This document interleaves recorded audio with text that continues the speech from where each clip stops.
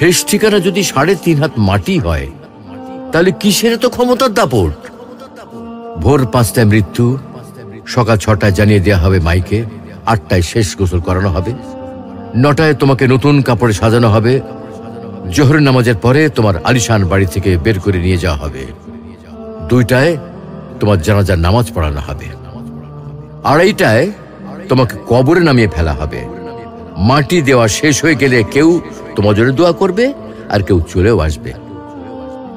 এই তো জীবনের শেষ আয়োজন। তো কিসের তো অহংকার, কিসের তো ক্ষমতার দাপট? হ্যাঁ, ক্ষমতা কারোর জন্য চিরস্থায়ী নয়। অন্যায়ভাবে কাউকে ঠকালে একদিন ঠিক নিজেকেও ঠকতে হবে, এটাই নিয়ম। হ্যাঁ, এটাই নিয়ম।